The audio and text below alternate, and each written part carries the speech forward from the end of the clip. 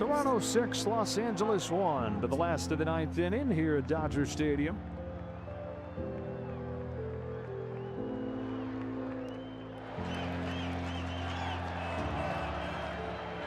And the Blue Jays are headed home, one win from a championship. The Jays are one win away from their first title in 32 years.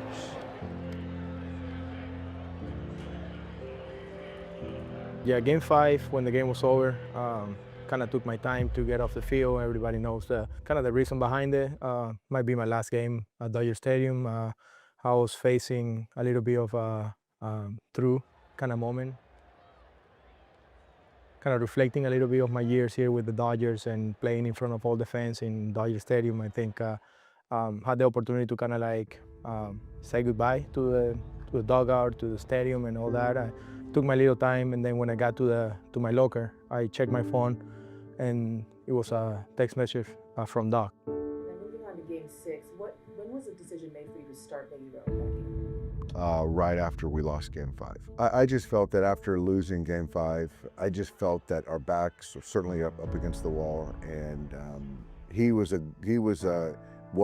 glue guy for us. For me, I just felt that he needed to start and be a part. You know, when you're facing elimination, I needed to have guys that I can really trust to leave every ounce of their being on the field. And so Miggy was the guy that right after the game, I was in my office and I just shot him a text and said, "You're in there tomorrow." Saying that I was playing second base, Game 6. He said, "I need you." And that's the way that I knew I was playing Game 6. Yeah, at the moment, it was kind of like, I mean, I was excited because I was going to be able to be able to play another game in the World Series, which is always good as a player. You know, you always want to contribute. You always gonna want to do your part to help the team win. And I think it was my opportunity to kind of like inject some different to the lineup. I'm pretty sure that's the reason why Doc too was thinking about me on that moment instead of anybody else. And then I was happy because I was going to play in front of my family. Aaron was so happy that I was going to be able to play, and he started screaming at me when I got up to them in the family room after Game 5, and they were really excited to go to Toronto. So yeah, I mean, a mix of emotions, you know, like kind of responsibility I felt at the moment because I mean, I knew it was going to be challenging, but at the same time I felt like I was ready for the opportunity, and finally my moment came. How can I get the guys in a good mental state for Game 6 in Toronto where it's going to be hostile?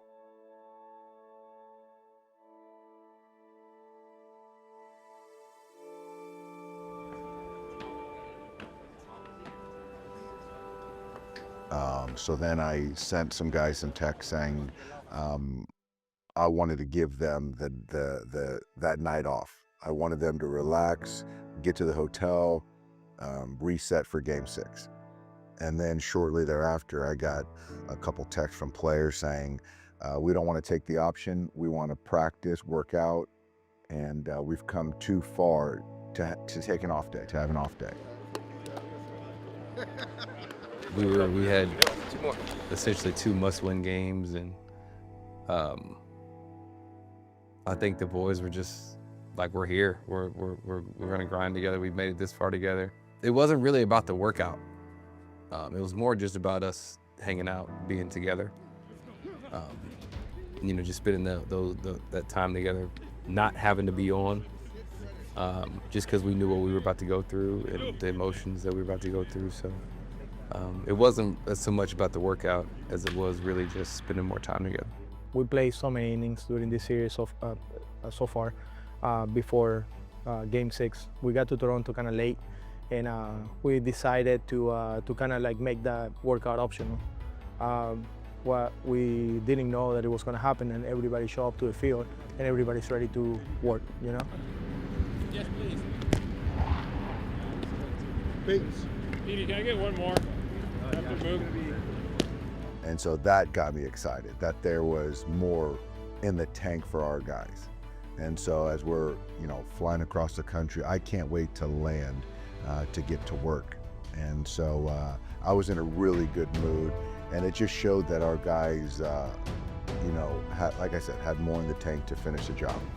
First guys out there, kind of like Doug was out there with Kim. Everybody was kind of stretching, doing their own thing, and preparing for the practice. Hey, comment.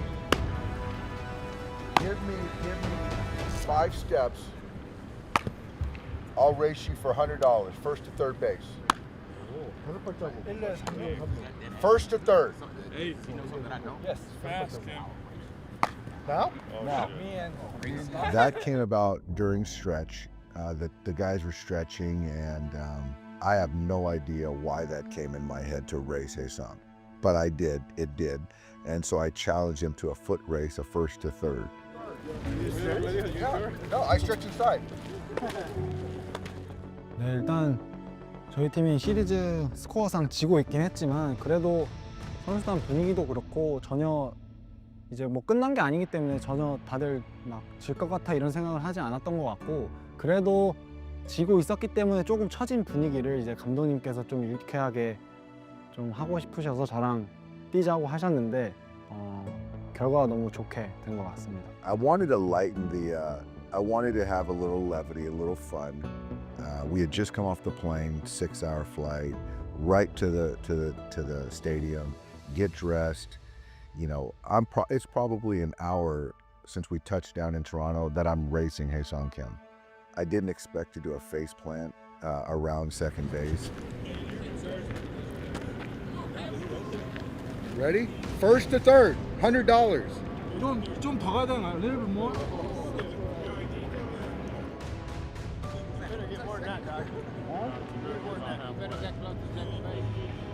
Ready? Ready! Go! Go!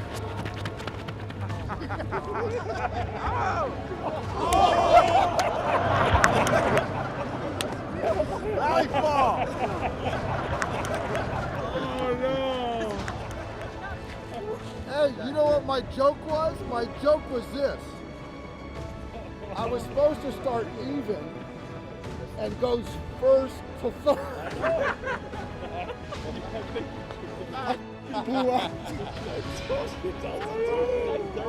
저는 정말 깜짝 놀랐어요. 왜냐면 일단 감독님이랑 시합을 했고 저는 열심히 뛰었는데 감독님이 갑자기 뛰다가 없어져가지고 무슨 일이야? 하고 봤는데 감독님이 넘어져 계시더라고요. 그래가지고 너무 좀 크게 웃었던 기억이 있습니다. And so I ended up having a blowout of my right hamstring. But everyone was laughing. Freddie said we needed that. Hey, Mookie, you missed it, man. Hey, don't worry about it. Hey, don't worry. There's a chance you'll see it there's a small chance you'll see it on the internet. I think that was a moment that, without really knowing, got us our momentum back. You know, because we were playing for life, kind of like at that moment. Theoretically speaking, I'm not saying like a baseball game should be related to kind of like life or death, but at the time we felt like we have some life back with that moment. Doc kind of like putting himself out there to race with Kim and kind of like keep the momentum in our way. And I think it was a pretty important moment for us. I think it just kept us loose, you know, seeing him. If anybody was gonna be in some type of panic mode, it would definitely have been Doc, right? It's hard to lead a team, especially a team that's supposed to win, you know. And so he really just kind of kept things in perspective, like everything's gonna be all right. You guys just keep playing. I trust you. It showed how much he trusts us, how much he loves us, how much he believes in us, and it made it really easy for us to go fight for him. I think I did. Like, there's something I hit. For some reason, you didn't lift your But leg you know up what's as amazing is that you think you're moving, like, better than you are.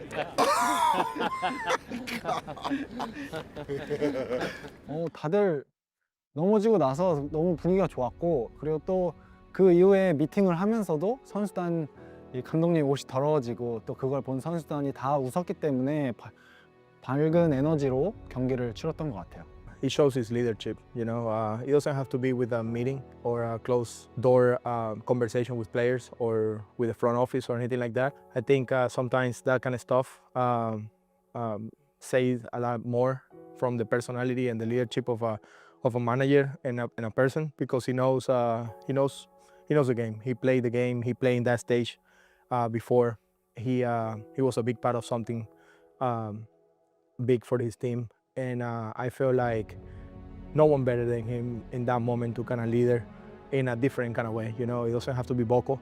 Sometimes it's physical. Sometimes it's just like with a hug and or shaking hands with someone or asking how's your family doing.